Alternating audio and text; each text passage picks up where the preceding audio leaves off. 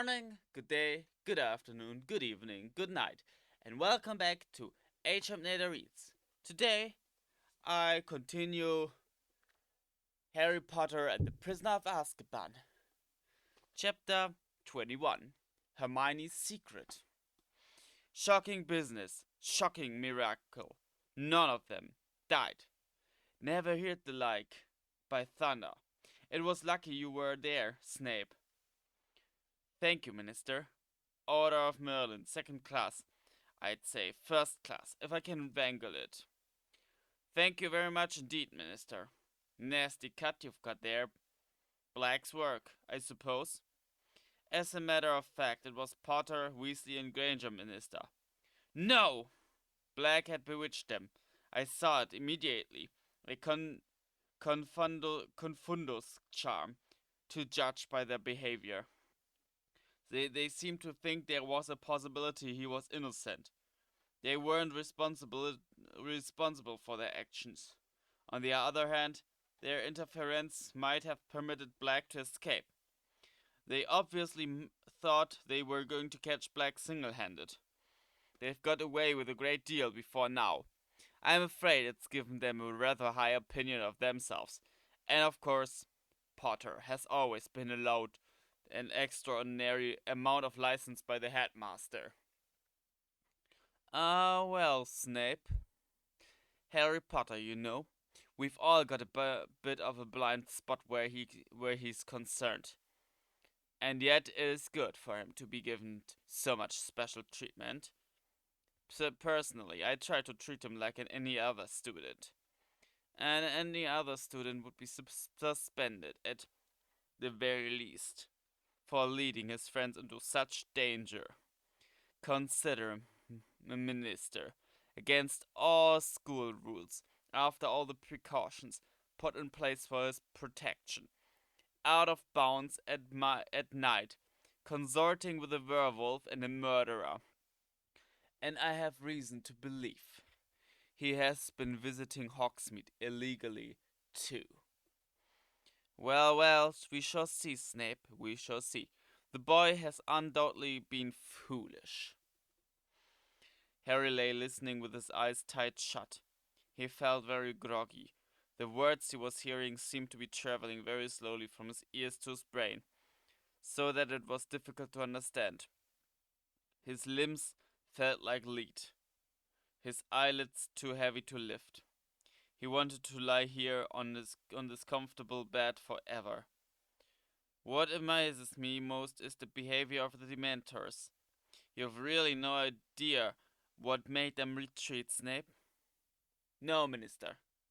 By the time I had come around, they were heading back to their positions at the entrances. Extraordinary, and yet Black and Harry and the girl all unconscious by the time I reached them. I bound and gagged Black, naturally conjured stretchers, and brought them all straight back to the castle. There was a pause. Harry's brain seemed to be moving a little faster, and as it did, a gnawing sensation grew in the pit of his stomach. He opened his eyes.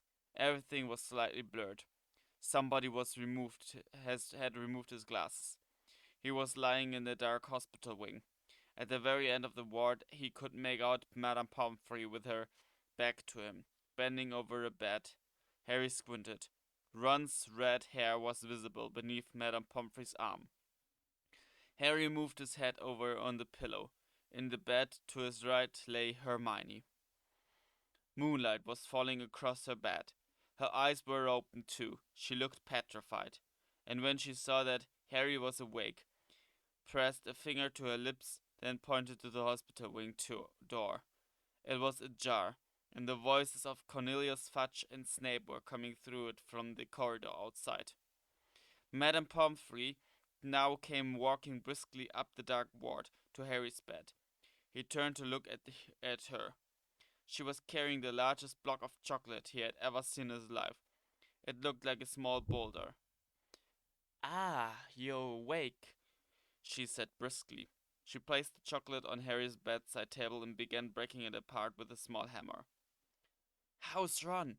said Harry and Hermione together. He'll live, said Madame Pomfrey grimly. As for you two, you'll be staying here until I'm satisfied. You're Potter. What do you think you're doing? Harry was sitting up, putting his glasses back on and picking up his wand. I need to see the headmaster, he said. Potter, said Madame Pomfrey soothingly. It's all right. They've got Black. He's locked away upstairs. The Dementors will be performing the kiss any moment now. What? Harry jumped out of bed. Hermione had done the same, but his shout had been heard in the corridor outside. Next second, Cornelius Fudge and Snape had entered the ward. Harry, Harry, what's this? Said Fudge, looking agitated. You should be in bed. Has he had any chocolate? He asked Madame Pomfrey anxiously. Minister, listen, Harry said. Sirius Black's innocent. Peter Pettigrew faked his own death. We saw him tonight. You can't let the Dementors do that thing to Sirius. He's... But Fudge was shaking his head, with a small smile on his face. Harry, Harry, you're very confused. Now, you've been through a dreadful ordeal. Lie back down now. We've got everything under control. You haven't, Harry yelled. You've got the wrong man. Minister, listen, please, Hermione said. She had hurried to Harry's side and was gazing imploringly into Fudge's face. I saw him too. It was Ron's rat. He's an animagus. Pettigrew, I mean, and... You see, Minister, said Snape. Confounded both of them.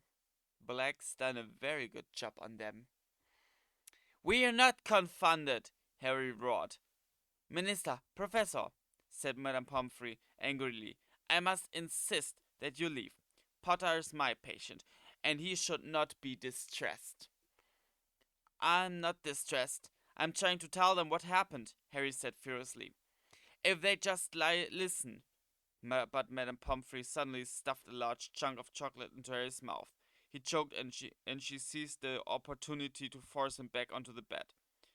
Now, please, Minister, these children need care. Please leave. The door opened again. It was Dumbledore. Harry swallowed his mouthful of chocolate with great difficulty and got up again. Professor Dumbledore, Sirius Black. For heaven's sake, said Madame Pomfrey hysterically. Is this a hospital wing or not? Headmaster, I must insist.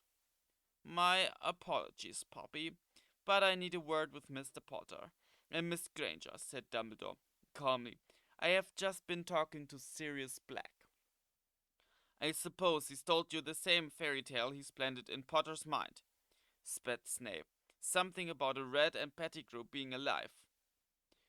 That, indeed, is Black's story, said Dumbledore, surveying Snape closely through his half-moon spectacles. And does my evidence count for nothing? Snarled Snape. Peter Pettigrew was not in the shrieking shack, nor did I see any sign of him in the grounds. That was because you were knocked out, Professor, said Hermione earnestly. You didn't arrive in time to hear. Miss Granger, hold your tongue. Now, Snape, said Fudge, startled. The young lady is disturbed in her mind. We must make allowances. I would like to speak to Harry and Hermione alone, said Dumbledore abruptly. Cornelius, Severus, Poppy, please leave us. Headmaster, spluttered Madame Pomfrey. They need treatment. They need rest. This cannot wait, said Dumbledore. I must insist. Madame Pomfrey pursed her lips and strode away into her office at the end of the ward, slamming the door behind her. Fudge consulted the large gold pocket watch dangling from his waistcoat. The Dementors should have arrived by now, he said. I'll go and meet them, Dumbledore. I'll see you upstairs. He crossed to the door and held it open for Snape, but Snape hadn't moved. You surely don't believe a word for Black's story? Snape whispered, his eyes fixed on Dumbledore's face. I wish to speak to Harry and Hermione alone, Dumbledore repeated. Snape took a step forwards Dumbledore. Sirius Black showed he was capable of murder at the age of 16, he breathed. You haven't forgotten that, headmaster. You haven't forgotten that he once tried to kill me. My memory is as good as it ever was, Severus, said Dumbledore quietly. Snape turned on his heel and marched through the door. Fudge was still holding. Fudge was still holding. It closed behind them, and Dumbledore turned to Harry and Hermione. They both burst into speech at the same time. Professor, Black's telling the truth. We saw Pettigrew. He escaped when Professor Lupin turned into a werewolf. He's a rat. Pettigrew's front paw, finger, he cut it off. Pettigrew attacked Ron. It wasn't Sirius. But Dumbledore held up his hand to stem their flood of explanations. It is your turn to listen, and I beg you will not interrupt me, because there is very little time, he said quietly. There is not a shred of proof to support Black's story, except your word. And the word of two 13-year-old wizards will not convince anybody. A street full of witnesses swear they saw Sirius murder Pettigrew. I myself gave evidence to the ministry that Sirius had been the Potter's secret keeper. Professor Lupin can tell you, Harry said, unable to stop himself. Professor Lupin is currently deep in the forest, unable to tell anyone anything. By the time he's human again, it will be too late. Sirius will be worse than dead. I might add that werewolves are so mistrusted by most of our kind that his support will count for very little. And the fact that he and Sirius are old friends. But listen to me, Harry. It is too late. You understand me? You must see that Professor Snape's version of events is far more convincing than yours. He hates Sirius, Hermione said desperately. All because of some stupid trick Sirius played on him. Sirius had not acted like an innocent man. The attack on the fat lady, entering Gryffindor Tower with a knife, without Pettigrew alive or dead, we have no chance of overturning Sirius's sentence. But you believe us. Yes, I do, said Dumbledore quietly. But I have no power to make other men see the truth, or so overrule the Minister for Magic. Or to overrule the Minister of Magic. Harry stared up into the grey face and felt as though the ground beneath him was falling sharply away. He had grown used to the idea that Dumbledore could solve anything. He had expected Dumbledore to pull some amazing solution out of the air. But no, the last hope was gone. What we need, said Dumbledore slowly, and his light blue eyes moved from Harry to Hermione, is more time. But Hermione began, and then her eyes became very round. Oh! Now pay attention, said Dumbledore, speaking very low and very clearly. Sirius is locked in Professor Flitwick's office. On the 7th floor. 13th window from the right of the West Tower. If all goes well, you will be able to save more than one innocent life tonight. But remember this. Both of you must not be seen. Miss Granger, you know the law. You know what is at stake. You must not be seen. Harry didn't have a clue what was going on. Dumbledore had turned on his heel and looked back as he reached the door. I'm going to lock you in. It is, he consulted his watch, 5 minutes to midnight. Miss Granger, 3 turns should do it. Good luck. Good luck? Harry repeated as the door closed behind Dumbledore. 3 turns? What's he talking about? What are we supposed to do? But Hermione was fumbling with the neck of her robes, pulling from beneath them a very long, very fine gold chain. "Harry, come here," she said urgently. "Quick!" Harry moved towards her, completely bewildered. She was holding the chain out. He saw a tiny sparkling hourglass hanging from it. "Here!" She had thrown the chain around his neck too. "Ready?" she said breathlessly. "What are we doing?" Harry said, completely lost. Hermione turned the hourglass over 3 times. The dark ward dissolved. Harry had the sensation that he was flying, very fast, backwards. A blur of colors and shapes rushed past him. His ears were pounding. He tried to yell, but couldn't hear his own voice. And then he felt solid ground beneath his feet, and everything came into focus again. He was standing next to Hermione in the deserted entrance hall, and a stream of golden sunlight was falling across the paved floor from the open front doors. He looked wildly around at Hermione, the chain of the hourglass cutting into his neck. "Hermione, what?" "In here!"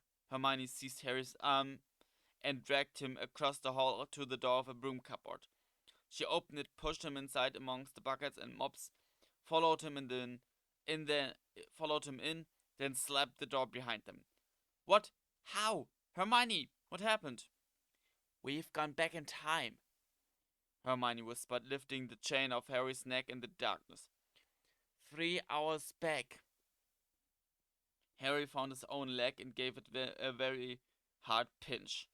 It hurt a lot, which seemed to rule out the possibility that he was having a very bizarre dream. "But, shh! Listen! Someone's coming!" I think it might be us." Hermione had her ear pressed against the cupboard door. Footsteps across the hall. "Yes, I think it's us, going down to Hagrid's." "Are you telling me," Harry whispered, "that we're here in this cupboard and we're out there too?" "Yes," said Hermione, her ears still glued to the cupboard door. "I'm sure it's us. It doesn't sound like more than 3 people. And we're walking slowly because we're under the invisibility cloak." She broke off, still listening intently. "We've gone down this front steps." Hermione sat down on an upturned bucket, looking desperately anxious. Harry wanted a few questions answered. "Where did you get that hourglass thing?" "It's called a time turner," Hermione whispered. "And I got it from Professor McGonagall on our first day back. I've been using it all year to get to all my lessons. Professor McGonagall made me swear I wouldn't tell anyone. She had to write all sorts of letters to the Ministry of Magic so I could have one. She had to tell them that I was a model student and that I'd never ever use it for anything except my studies. I've been turning it back so I could do hours over again. That's how I've been doing several lessons at once. See? But, Harry, I don't understand what Dumbledore wants us to do. Why did he tell us to go back 3 hours? How is that going to help Sirius?" Harry stared at her shadowy face. "There must be something that happened around now. He wants us to change," he said slowly. "What happened? We were walking down to Hagrid's 3 hours ago." "This is 3 hours ago, and we are walking down to Hagrid's," said Hermione. "We just heard ourselves leaving." Harry frowned. He felt as though he was screwing up his whole brain in concentration. "Dumbledore just said we could save more than one innocent life." And then it hit him. Hermione were going to save Buckbeak. "But how will that help Sirius?" Dumbledore said. "He just told us where the window is. The window of Flitwick's office. Where they've got Sirius locked up. We've got to fly Buckbeak up to the window and rescue Sirius. Sirius can escape on Buckbeak. They can escape together." From what Harry could see of Hermione's face, she looked terrified. "If we manage that without being seen, it'll be a miracle," Well, we've got to try, haven't we? Said Harry. He stood up and pressed his own ear against the door. Doesn't sound like anyone's there. Come on, let's go. Harry pushed the cupboard door open. The entrance hall was deserted. As quietly and quickly as they could, they darted out of the cupboard and down the stone steps. The shadows were already lengthening. The tops of the trees in the Forbidden Forest gilded once more with gold. If anyone's looking out of the window, Hermione squeaking, looking up at the castle behind them. We'll run for it, said Harry determinedly. Straight into the forest, alright? We'll have to hide behind a tree or something and keep a lookout. Okay, but we'll go round by the greenhouses, said Hermione breathlessly. We need to keep out of sight of Hagrid's front door, or we'll see us. We must be nearly at Hagrid's by now. Still working out what she meant. Harry set off at a sprint, Hermione behind him. They tore across the vegetable gardens to the greenhouses, paused for a moment behind them, then set off again. Fast as they could, skirting around the whomping willow, tearing towards the shelter of the forest. Safe in the shadows of the trees, Harry turned around seconds later. Hermione arrived beside him, panting. Right, she gasped. We need to sneak over to Hagrid's keep. Keep out of sight, Harry. They made their way silently through the trees, keeping to the very edge of the forest. Then, as they glimpsed the front of Hagrid's house, they heard a knock upon his door. They moved quickly behind a white oak trunk and peered out from either side. Hagrid had appeared in his doorway, shaking and white, looking around to see who had knocked, and Harry heard his own voice. It's us! We're wearing the invisibility cloak. Let us in, and we can take it off. You shouldn't come, Hagrid whispered. He stood back, then shut the door quickly. This is the weirdest thing we've ever done, Harry said fervently. Let's move along a bit, Hermione whispered. We need to get nearer to Buckbeak. They crept through the trees until they saw the nervous hippogriff tethered to the fence around Hagrid's pumpkin patch. Now? Harry whispered. No, said Hermione. If we steal him now, this committee people will think Hagrid set him free. We've got to wait until they've seen he's tied outside. That's going to give us about 60 seconds, said Harry. This was starting to seem impossible. At that moment there was a crash of breaking china from inside Hagrid's cabin. That's Hagrid breaking the milk jug, Hermione whispered. I'm going to find Scabbers in a moment. Sure enough, a few minutes later they heard Hermione's shriek of surprise. Hermione, said Harry suddenly. What if we just run in there and grab Pettigrew? No, said Hermione in a terrified whisper. Don't you understand? We're breaking one of the most important wizarding laws. Nobody's supposed to change time. Nobody. You hit Dumbledore. If we're seen, we'd only be seen by ourselves and Hagrid. Harry, what do you think you'd do if you saw yourself bursting into Hagrid's house? Said Hermione. I think I'd gone mad, said Harry. Or I'd think there was some dark magic was going on. Exactly. You wouldn't understand. You might even attack yourself. Don't you see? Professor McGonagall told me what awful things have happened when wizards have meddled with time. Loads of them ended up killing their past or future selves by mistake. Okay, said Harry. It was just an idea. I just thought. But Hermione nudged him and pointed towards the castle. Harry moved his head a few inches to get a clear view of the distance from front doors. Dumbledore, Fudge, the old committee member, and McNair, the executioner, were coming down the steps. We're about to come out, Hermione breathed. And sure enough, moments later, Hagrid's back door opened and Harry saw himself, Ron and Hermione walking out of it with Hagrid. It was without a doubt the strangest sensation of his life, standing behind the tree and watching himself in the pumpkin patch. It's okay, Beaky. It's okay, Hagrid said to Buckbeak. Then he turned to Harry, Ron, and Hermione. Go on, get going. Hagrid, we can't. We'll tell them what really happened. They can't kill him. Go, it's bad enough without you, a lot in trouble. And all. Harry watched Hermione in the pumpkin patch throw the invisibility cloak over himself and Ron. Go quick, don't listen. There was a knock on Hagrid's front door. The execution party had arrived. Hagrid turned around and headed back into his cabin, leaving the back door ajar.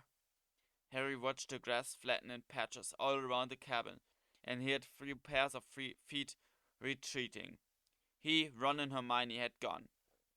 But the Harry and Hermione hidden in the trees could now hear what was happening inside the cabin through the back door. Where is the beast? Came the old voice of McNair. Outside, Harry croaked. Harry pulled his head out of sight as McNair's face appeared at Hagrid's window, staring out at Buckbeak. Then they heard Fudge. We have to read you the official notice of execution, Hagrid. I'll make it quick. And then you and McNair need to sign it. McNair, you're supposed to listen too. That's procedure. McNair's face vanished from the window. It was now or never. Wait here, Harry whispered to Hermione. I'll do it. As Fudge's voice started again, Harry darted out from behind his tree, vaulted the fence into the pumpkin patch, and approached Buckbeak.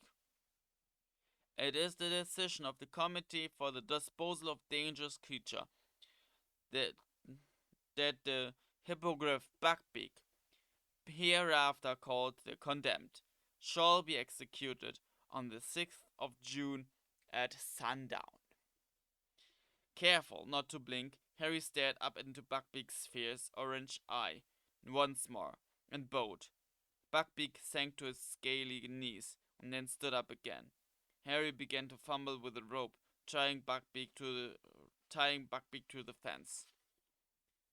Sentenced to execution by beheading, to be carried out by the committee's appointed executioner, Walden McNair.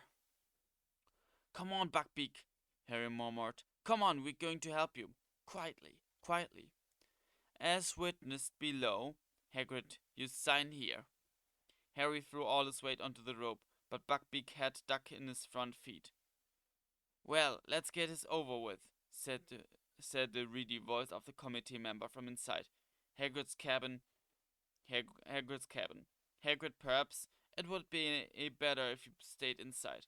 No, I want her be with him. I don't want him to be alone. Footsteps echoed from within the cabin. Buckbeak, move! Harry hissed.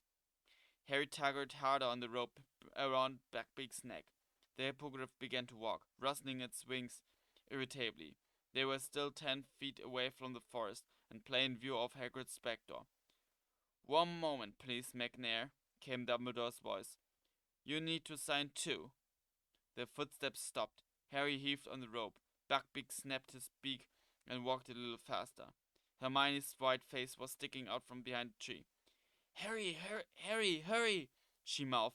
Harry could still hear Dumbledore's voice talking from within the cabin. He gave the rope another wrench. Buckbeak broke into a grudging trot. They had reached the trees. Quick, quick, Hermione moaned, darting out from behind her tree, seizing the rope too and adding her weight to make Buckbeak move faster. Harry looked over his shoulder. They were now blocked from sight. They couldn't see Hagrid's garden at all. Stop, he whispered to Hermione. They might hear us. Hagrid's back door had opened with a bang. Harry, Hermione, and Buckbeak stood quite still. Even the hippogriffs seemed to be listening intently. Silence, then. Where is it? Said the reedy voice of the committee member. Where is the beast? It was tied here, said the executioner furiously. I saw it, just here. How extraordinary, said Dumbledore. There was a note of amusement in his voice. "Beaky," said Hagrid huskily. There was a swishing noise and the thud of an axe. The executioner seemed to have swung it into the fence in anger. And then came the howling, and this time they could hear Hagrid's words through his sobs. "Gone! Gone! Bless his little beak! He's gone!" Master pulled himself free. "Beaky, you clever boy!" Buckbeak started to strain against the rope, trying to get back to Hagrid. Harry and Hermione tightened their grip and dug their heels into the forest floor to stop him. "Someone untied him," the executioner was snarling. "We should search the grounds. The forest." "McNair, if Buckbeak has indeed been stolen, do you really think the thief will have led him away on foot?" said Dumbledore, still sounding amused. "Search the skies if you will. Hagrid, I could do with a cup of tea. Or a large brandy." Of course, Professor," said Hagrid, who sounded weak with happiness. Come in, come in." Harry and Hermione listened closely. They heard footsteps, the soft cursing of the executioner, the snap of the door, and then silence once more. "Now what?" whispered Harry, looking around. "We'll have to hide in here," said Hermione, who looked very shaken. "We need to wait until they've gone back to the castle. Then we wait until it's safe to fly Buckbeak up to Sirius's window. We won't be here for another couple of hours. Oh, this is going to be difficult." She looked nervously over her shoulder into the depths of the forest. The sun was setting now. "We're going to have to move," said Harry, thinking hard. "We're going to be able to see the Whomping Willow, or we won't know what's going on." "Okay," said Hermione, getting a firmer grip on Buckbeak's rope. "But we've got to keep out of sight, Harry, remember." They moved around the edge of the forest, darkness falling thickly around them until they were hidden behind a clump of trees, through which they could make out the willow. "There's Ron," said Harry suddenly. A dark figure was sprinting across the lawn, and its shout echoed through the still night air. "Get away from him! Get away! Scabbers, come here!" And then they saw two more figures materialize out of nowhere. Harry watched himself and Hermione chasing after Ron. Then he saw Ron dive. "Gotcha!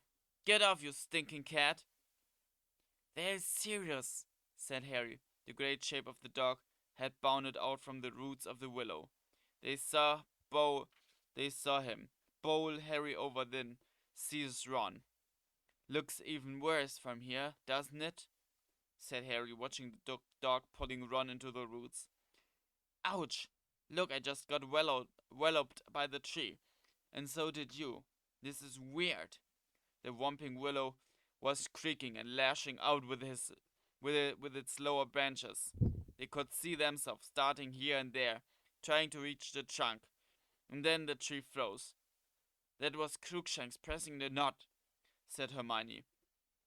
"And there we go," Harry muttered. "We're in." The moment they disappeared, the tree began to move again. Seconds later, they heard footsteps quite close by. Dumbledore, McNair, Fudge, and the old committee member were making their way up to the castle. "Right after we'd gone down into the passage," said Hermione. "If only Dumbledore had come with us." "McNair and Fudge would have come too," said Harry bitterly. "I bet you anything Fudge would have told McNair to murder Sirius on the spot." They watched the four men climb the castle steps and disappear from view. For a few minutes, the scene was deserted. Then, "Here comes Lupin," said Harry, as they saw another figure sprinting down the stone steps and hurrying forwards towards the willow. Harry looked up at the sky. Clouds were obscuring the moon completely.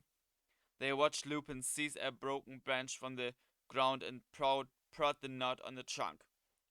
The tree stopped fighting, and Lupin too disappeared into the gap in its roots. "If he'd only grabbed the cloak," said Harry. "It's just lying there." He turned to Hermione. "If I just dashed out now and grabbed it, Snape Snape'd never be able to get it, and Harry, we mustn't be seen. How can you stand this? He asked Hermione fiercely. Just standing here and watching it happen. He hesitated. I'm going to grab the cloak. Harry, no! Hermione seized the back of Harry's robes, not a moment too soon. Just then, they heard a burst of song. It was Hagrid making his way up to the castle, singing at the top of his voice, and weaving slightly as he walked. A large bottle was swinging from his hands. See, Hermione whispered. See what would have happened? We've got to keep out of sight. No, Buckbeak. No, Buckbeak! The hippogriff was making frantic attempts to get to Hagrid again. Harry seized his rope, too, straining to hold Buckbeak back. They watched Hagrid meander tipsily up to the castle. He was gone. Buckbeak stopped fighting to get away. His head drooped sadly. Barely 2 minutes later, the castle doors flew open yet again, and Snape had come charging out of them, running towards the willow. Harry's fists clenched as they watched Snape skid to a halt next to the tree. Looking around, he grabbed the cloak and held it up. Get your filthy hands off it, Harry snarled under his breath. Shh! Snape seized the branch Lupin had used to freeze the tree, prodded the knot, and vanished from view as he put on the cloak. So that's it, said Hermione quietly. We're all down there, and now we've got to wait until we come back up again. She took the end of Buckbeak's rope and tied it securely around the nearest tree. Then sat down on the dry ground, arms around her knees. Harry, there's something I don't understand. Why didn't the Dementors get Sirius? I remember them coming, and then I think I passed out. There were so many of them. Harry sat down too. He explained what he'd seen. How, as the nearest Dementor had lowered its mouth to Harry's, a large silver something had come galloping across the lake and forced the Dementors to retreat. Hermione's mouth was slightly open by the time Harry had finished. But what was it? There's only one thing it could have been. To make the Dementors go, said Harry. A real Patronus. A powerful one. But who conjured it? Harry didn't say anything. He was thinking back to the person he'd seen on the other bank of the lake. He knew who he thought it had been. But how could it have been? How could it have been? Didn't you see what they looked like? Said Hermione, eagerly. Was it one of the teachers? No, said Harry. He wasn't a teacher.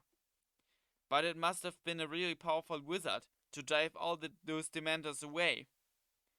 If the Patronus was shining so brightly, didn't it light him up? Couldn't you see? Yeah, I saw him, said Harry slowly. But maybe I imagined it. I wasn't thinking straight. I passed out right afterwards. How did you think it was? I think, Harry swallowed, knowing how strange this was going to sound. I think it was my dad. Harry glanced up at Hermione and saw that her mouth was fully open now. She was gazing at him with a mixture of alarm and pity. Harry, your dad's, well, dead, she said quietly. I know that, Harry said quickly. You think you saw his ghost? I don't know. No. He looked solid. But then, maybe I was seeing things, said Harry. But from what I could see, it looked like him. I've got photos of him. Hermione was still looking at him, as though worried about his sanity. I know, it sounds mad, said Harry flatly. He turned to look at Buckbeak, who was digging his beak into the ground, apparently searching for worms. But he wasn't really watching Buckbeak. He was thinking about his father and about his three oldest friends, Moony, Wormtail, Padfoot, and Prongs. Had all four of them been out in the grounds tonight? Wormtail had reappeared this evening, when everyone had thought he was dead. Was it so impossible his father had done the same? Had he been seeing things across the lake? The figure had been too far away to see distinctly, yet he had felt sure for a moment before he'd lost consciousness. The leaves overhead rustled faintly in the breeze. The moon drifted in and out of sight behind the shifting clouds. Hermione sat with her face turned towards the willow, waiting. And then, at last, after over an hour, "Here we come!" Hermione whispered. She and Harry got to their feet. Buckbeak raised his head. They saw Lupin, Ron, and Pettigrew clambering awkwardly out of the hole in the roots, followed by the unconscious Snape drifting weirdly upwards. Next came Harry, Hermione, and Black. They all began walk towards the castle. Harry's heart was starting to beat very fast. He glanced up at the sky. Any moment now, that cloud was going to move aside and show the moon. "Harry!" Hermione muttered as though she knew exactly what he was thinking. "We've got to stay put. We mustn't be seen. There's nothing we can do." "So we're just going to let Pettigrew escape all over again?" said Harry quietly. "How do you expect to find a rat in the dark?" snapped Hermione. "There's nothing we can do. We came back to help Sirius. We're not supposed to be doing anything else." "All right." The moon slid out from behind its cloud. They saw the tiny figures across the ground stop. Then they saw movement. "There goes Lupin," Hermione whispered. "He's transforming." "Hermione. Hermione," said Harry suddenly. "We've got to move." "We mustn't, I keep telling you." "Not to interfere, but Lupin's going to run into the forest right at us," Hermione gasped. "Quick!" she moaned, dashing to untie Buckbeak. "Quick, where are you going to go? Where are we going to hide? The Dementors will be coming any moment." Back to Hagrid's," Harry said. "It's empty now. Come on." They ran fast as they could, Buckbeak cantering along behind them. They could hear the werewolf howling behind them. The cabin was in sight. Harry skidded to the door, wrenched it open, and Hermione and Buckbeak flashed past him. Harry threw himself in after them and bolted the door. Fang the boarhound barked loudly. "Shh, Fang, it's us," said Hermione, hurrying over and scratching his ears to quieten him. "That was really close," she said to Harry. "Yeah." Harry was looking out of the window. It was much harder to see what was going on from here. Buckbeak seemed very happy to find himself back inside Hagrid's house. He lay down in front of the fire, folded his wings contentedly, and seemed ready for a good nap. "I think I'd better go outside again, said Harry slowly. "I can't see what's going on. We won't know when it's time." Hermione looked up. Her expression was suspicious. "I'm not going to try and interfere," said Harry quickly. "But if we don't see what's going on, how are we going to know when it's time to rescue Sirius?" "Well, okay then. I'll wait here with Buckbeak. But Harry, be careful. There's a werewolf out there, and the Dementors." Harry stepped outside again and edged around the cabin. He could hear yelping in the distance. That meant the Dementors were closing in on Sirius. He and Hermione would be running to him any moment. Harry stared out towards the lake, his heart doing a kind of drum roll in his chest. Whoever had sent that Patronus would be appearing at any moment. For a fraction of a second, he stood irresolute in front of Hagrid's door. "You must not be seen." But he didn't want to be seen. He wanted to do the seeing. He had to know. And there were the Dementors. They were emerging out of the darkness from every direction, gliding around the edges of the lake. They were moving away from where Harry stood to the opposite bank. He wouldn't have to get near them. Harry began to run. He had no thought in his head except his father. If it was him, if it really was him, he had to know, had to find out. The lake was coming nearer and nearer, but there was no sign of anybody.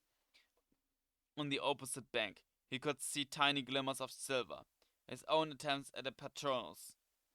There was a bush at the very edge of the water. Harry threw himself behind it, peering desperately through the leaves. On the opposite bank, the glimmers of silver were suddenly extinguished. A terrified excitement shot through him. A moment now. Come on, he muttered, staring about. Where are you? Dead. Come on. But no one came. Harry raised his head to look at the circle of Dementors across the lake. One of them was lowering its hood. It was time for the rescuer to appear. But no one was coming to help this time. Then it hit him. He understood. He hadn't seen his father. He had seen himself. Harry flung himself out from behind the bush and pulled his wand. Expecto Patronum! He yelled, and out of the end his wand burst, not a shapeless cloud of mist, but a blinding, dazzling silver animal. He screwed up his eyes, trying to see what it was. It looked like a horse. It was galloping silently away from him, across the black surface of the lake. He saw it lower its head and charge at the swarming Dementors. Now it was galloping around and around the black shapes on the ground, and the Dementors were falling back, scattering, retreating into the darkness. They were gone. The Patronus turned. It was cantering back towards Harry, across the still surface on the water. It wasn't a horse. It wasn't a unicorn either. It was a stag. It was shining brightly as the moon above. It was coming back to him. It stopped on the bank. Its hoofs made no mark on the soft ground as it stared at Harry, with its large silver eyes. Slowly it bowed its antlered head, and Harry realized. Prongs, he whispered, but as his trembling fingertips stretched towards the creature, it vanished. Harry stood there, hands still outstretched. Then, with a great leap of his heart, he heard hoofs behind him. He whirled around and saw Hermione dashing towards him, dragging Buckbeak behind her.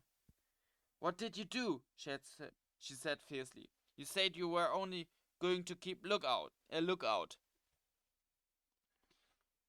I just saved all our lives, said Harry. Get behind here. Behind this bush, I'll explain. Hermione listened to what had just happened with her, mouth open yet again. Did anyone see you? Yes, haven't you been listening? I saw me, but I thought I was my dad. It's okay. Harry, I can't believe it. You conjured up a Patronus that drove away all those Dementors. That's very, very advanced magic. I knew I could do it this time, said Harry, because I'd already done it. Does that make sense? I don't know. Harry, look at Snape. Together they peered around the bush at the other bank. Snape had regained consciousness. He was conjuring stretchers and lifting the limp forms of Harry, Hermione, and Black onto them. A fourth stretcher, no doubt, bearing Ron, was already floating at his side. Then, wand held out in front of him, he moved them away towards the castle. Right, it's nearly time, said Hermione tensely, looking at her watch. We've got about 45 minutes until Dumbledore locks the door to the hospital wing. We've got to rescue Sirius and get back into the ward before anybody realizes we are missing. They waited, watching the moving clouds reflected in the lake, while the bush next to them whispered in the breeze. Buckbeak, bored, was ferreting the four worms again. Do you reckon he's up there yet? Said Harry, checking his watch. He looked up at the castle and began counting the windows to the right of the west tower. Look, Hermione whispered. Who's that? Someone's coming back out of the castle. Harry stared through the darkness. The man was hurrying across the grounds, towards one of the entrances. Something shiny glinted in his belt. McNair, said Harry. The executioner. He's gone to get the Dementors. This is it, Hermione. Hermione put her hands on Buckbeak's back and Harry gave her a leg up. Then he placed his foot on one of the lower branches of the bush and climbed up in front of her.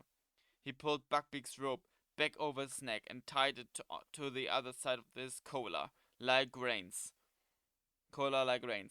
Ready? He whispered to Hermione. You'd better hold on to me. He nudged Buckbeak's sides with his heels.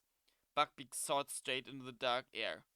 Harry gripped his flanks with his knees, feeling the great wings' rising power fully beneath them.